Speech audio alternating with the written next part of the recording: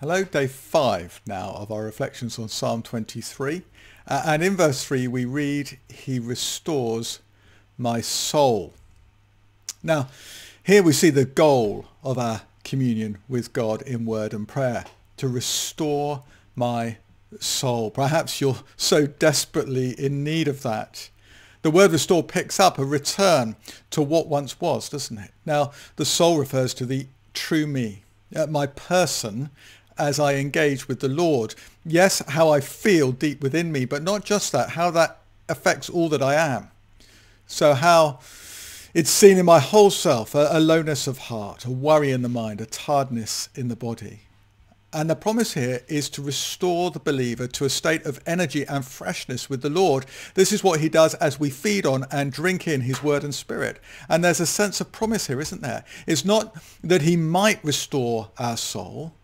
No, David says that as he experiences the Lord take him to these metaphorical green pastures and still waters, he finds the Lord does restore his soul. Now, no doubt Jesus experienced this as he would withdraw in the morning to be with the Lord, his Father, in prayer.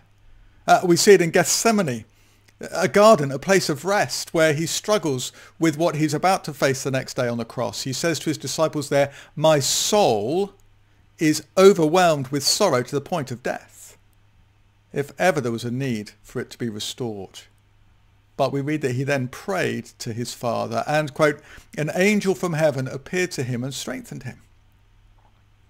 The point is that the Lord will restore our souls if we come to him through his word and in prayer.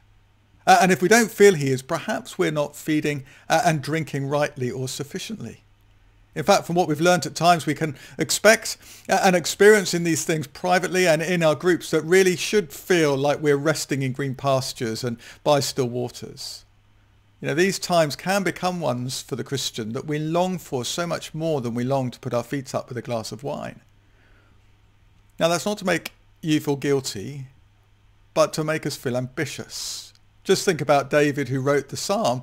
Consider the many psalms, these songs he composed and crafted. They're evidence, aren't they, of how much time he must have taken out to meditate on God's word, to engage with him in praise and prayer. The Lord would have us give real time to communing with him. We need it. Now look, in our 24/7 culture, we need to grasp that. I've talked a lot about diarising time with the Lord, even half a day a month perhaps, when you might go for a long walk with him, or after lockdown, find somewhere to shut yourself away with him.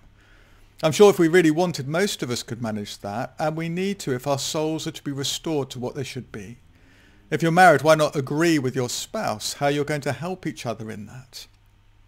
Now, of course, this restoration first happens when we're converted, doesn't it? We're born again to God.